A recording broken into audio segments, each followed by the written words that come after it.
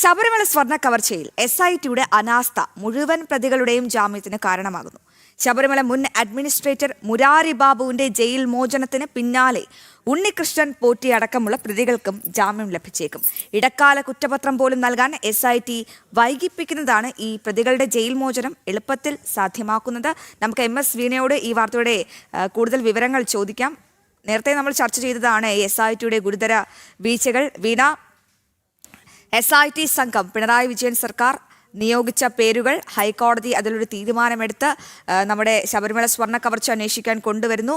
ഒരു സുതാര്യമായ ഒരു അന്വേഷണമാണ് നാം എല്ലാവരും പ്രതീക്ഷിച്ചത്. പക്ഷേ തുടക്കത്തിൽ തന്നെ ചില പാളിച്ചകൾ പ്രകടമായിരുന്നു. ഇപ്പോഴിതാ ഈ ഒരു ഇടക്കാല കുറ്റപത്രം പോലും സമർപ്പിക്കാൻ കെൽപ്പില്ലാത്ത ഒരു അന്വേഷണ സംഘത്തെയാണോ നിയോഗിച്ചത് എന്ന ചോദ്യം വരികയാണ്. ഈ മുരാരി ബാബു ജയിൽ മോചിതനായി, മുഖ്യപ്രതികളിൽ ഒരാളാണ്, നിർണായക തെളിവുകളുണ്ട്. എന്നിട്ടും എന്തുകൊണ്ട് ഇടക്കാല കുറ്റപത്രം സമർപ്പിക്കാൻ സാധിച്ചിട്ടില്ല? ഉണ്ണികൃഷ്ണൻ പോറ്റിയുടെ കാര്യത്തിലും സമാനമായ രീതിയിലാണ് കാര്യങ്ങൾ പോകുന്നത്. ഇങ്ങനെയാണെങ്കിൽ ഉണ്ണികൃഷ്ണൻ പോറ്റിയും പുറത്തിറങ്ങി നടക്കുമല്ലേ?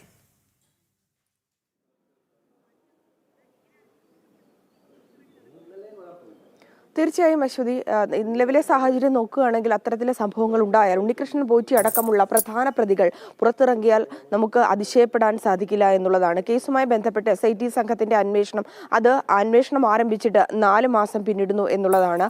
ആദ്യം കേസ് അന്വേഷിക്കുവാൻ ഹൈക്കോടതി അനുവദിച്ച സമയപരിധി കഴിഞ്ഞിരുന്നു. അതിനുശേഷം ഹൈക്കോടതിയിൽ സമയം നീട്ടി നൽകണമെന്നാവശ്യപ്പെട്ടുകൊണ്ട് SIT സംഘം തന്നെ അപേക്ഷ നൽകുകയും ചെയ്തു. അതിന്റെ അടിസ്ഥാനത്തിലാണ് കൂടുതൽ സമയം അനുവദിക്കുകയും ചെയ്തത്. ഇപ്പോഴും നമ്മൾ കേസിന്റെ അന്വേഷണഗതി പരിശോധിക്കുകയാണെങ്കിൽ നിലവിൽ ഇപ്പോഴും പ്രധാനപ്പെട്ട പ്രതികളെ മാത്രം, അതായത് ദേവസ്വം ബോർഡിലെ അംഗങ്ങളെയും അതുമായി ബന്ധപ്പെട്ട് നിൽക്കുന്ന മുൻ ഉദ്യോഗസ്ഥരെയും മാത്രം കേന്ദ്രീകരിച്ചുകൊണ്ടുള്ള അന്വേഷണം മാത്രമാണ് നടക്കുന്നത്. ഉന്നതരിലേക്ക് അന്വേഷണം പോകുന്നില്ല എന്നുള്ളതാണ്. കേസിന്റെ അന്വേഷണം ആരംഭിച്ച ആദ്യഘട്ടം മുതൽ ഉയർന്നു കേൾക്കുന്നതാണ് ഉന്നതർക്ക് ഇതുമായി ബന്ധമുണ്ട് എന്നുള്ളത്. ശബരിമല സ്വർണ്ണ കവർച്ച കേസുമായി ബന്ധപ്പെട്ട് ഉന്നതരുടെ പങ്ക് വ്യക്തമാണെന്ന് പലകുറി പത്മകുമാർ അടക്കം, അതായത് കേസിൽ അറസ്റ്റിലായ പത്മകുമാർ അടക്കം മൊഴി നൽകിയെന്ന് വിവരങ്ങൾ വരുമ്പോഴും അത് സാധൂകരിക്കുന്ന രേഖകൾ പുറത്തു വന്നപ്പോൾ പോലും ഉന്നതരിലേക്ക് അന്വേഷണം എത്തുന്നില്ല എന്നുള്ളതാണ്.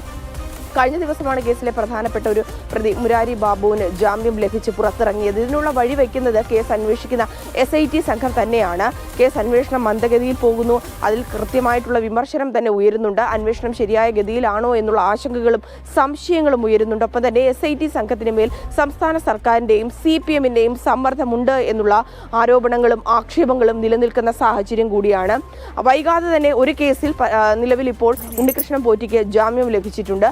മറ്റൊരു കേസിലും ജാമ്യം ലഭിക്കുവാനുള്ള സാധ്യത ഏറെയാണ്. കാരണം ഇതുമായി ബന്ധപ്പെട്ട് ഇടക്കാല റിപ്പോർട്ട് പോലും ഇതുവരെ അന്വേഷണ സംഘം ഹൈക്കോടതിയിൽ സമർപ്പിച്ചിട്ടില്ല എന്നുള്ളതാണ്.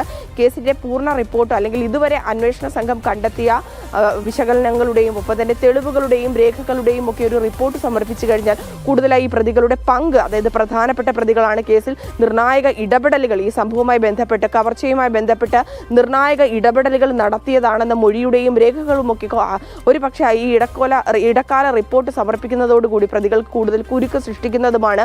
അവർക്ക് രക്ഷപ്പെടാനുള്ള എല്ലാ പഴുതുകളും അടയ്ക്കാനും സാധിക്കുന്നതാണ്. എന്നാൽ ഇതുമായി ബന്ധപ്പെട്ട് ഇടക്കാല റിപ്പോർട്ട് സമർപ്പിക്കുന്നില്ല എന്നുള്ളതാണ്. മുരാരി ബാബു ഇപ്പോൾ പുറത്തിറങ്ങിയിട്ടുണ്ട്. സാമ്പത്തികമായും ഒപ്പം തന്നെ രാഷ്ട്രീയമായും സമൂഹത്തിൽ ഏറെ സ്വാധീനമുള്ള പ്രതികൾക്ക് ജാമ്യം ലഭിച്ച് പുറത്തേക്ക് ഇറങ്ങുമുള്ളവർ തെളിവ് നശിപ്പിക്കുവാനും മറ്റ് സ്വാധീനം നടത്തുവാനുമുള്ള സാധ്യത ഏറെയാണ്. അതിനാൽ തന്നെ കേസുമായി ബന്ധപ്പെട്ടുള്ള ഗതി മാറുവാനുള്ള കാര്യങ്ങൾ കൂടി നിലനിൽക്കുന്നുണ്ട്. ഇത്തരത്തിൽ സാക്ഷികളെയും മറ്റുള്ളവരെയും സ്വാധീനിച്ചുകൊണ്ട് തങ്ങളുടെ പങ്ക് അത് തെളിയിക്കുന്ന തെളിവുകൾ നശിപ്പിച്ചു കളയുവാനുള്ള സാധ്യതയും ഏറെയാണ്. അതിനാൽ തന്നെ ഇടക്കാല റിപ്പോർട്ട് സമർപ്പിക്കാത്ത SITക്കെതിരെയാണ് ഇപ്പോൾ ശക്തമായ വിമർശനം ഉയരുന്നത്.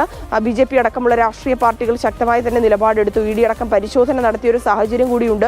EDയിലാണ് ഇനി വിശ്വാസമുള്ളതും. ഈ ഒരു കേസ് അന്വേഷണവുമായി ബന്ധപ്പെട്ട് സാമ്പത്തിക രേഖകളടക്കം പുറത്തു വരുമ്പോൾ ഈ പ്രതികളുടെ പങ്ക് കൂടുതൽ വ്യക്തമാണ്. ഇത്തരത്തിൽ SIT സംഘം ഒരു ഭാഗത്ത് ഈ കേസിനെ മന്ദഗതിയിൽ കൊണ്ടുപോകുന്നു, അത് രാഷ്ട്രീയമായിട്ടുള്ള ഇടപെടലുകൾ നടക്കുന്നു എന്ന് ഏറെക്കുറെ ഉറപ്പായ സാഹചര്യത്തിൽ ഈ ഇടക്കാല റിപ്പോർട്ട് സമർപ്പിക്കുന്ന സാഹചര്യത്തിൽ മാത്രമേ മറ്റു പ്രതികൾക്ക്, കേസിലെ ജയിലിൽ കഴിയുന്ന മറ്റു പ്രതികൾക്ക് ജാമ്യം ലഭിക്കുന്നതിൽ തടയിടാൻ സാധിക്കുകയുള്ളൂ. അശ്വതി. വീണ, വിവരങ്ങൾ വ്യക്തമാണ്. ഒന്നാലോചിച്ച് നോക്കൂ, 4 മാസമായി ഒരു ശബരിമല സ്വർണ്ണ കവർച്ച അന്വേഷിക്കാൻ ഒരു പ്രത്യേക അന്വേഷണ സംഘത്തെ നിയോഗിച്ചു. ഇതുവരെയായിട്ടും ഒരു ഇടക്കാല കുറ്റപത്രം പോലും സമർപ്പിച്ചിട്ടില്ല. പിന്നെ ഇവരൊക്കെ എന്ത് ചെയ്യുമായിരുന്നു? ലോകപ്രസിദ്ധമാണ് കേരള പോലീസ്, ഖ്യാതി ആർജിച്ചിട്ടുണ്ട്, പ്രസിദ്ധി ആർജിച്ചിട്ടുണ്ട്. അപ്പോൾ ചില ചോദ്യങ്ങളുണ്ട്. ഒരു ഇടക്കാല കുറ്റപത്രം പോലും സമർപ്പിക്കാൻ കഴിയാൻ പറ്റാത്ത പോലീസ് ഉദ്യോഗസ്ഥരില്ലാത്ത നാടൊന്നുമല്ല, അന്വേഷണ സംഘമില്ലാത്ത നാടുമല്ല ഇത്. പക്ഷെ ആർക്കൊക്കെയോ വേണ്ടി ആരൊക്കെയോ ഈ അന്വേഷണ സംഘത്തിന്റെ കണ്ണ് മൂടി കെട്ടുന്നു എന്ന് തന്നെ മനസ്സിലാക്കണം. അത്തരത്തിലുള്ള വിവരങ്ങളാണ് ഞങ്ങളുടെ പ്രതിനിധി വീണ പങ്കുവച്ചത്.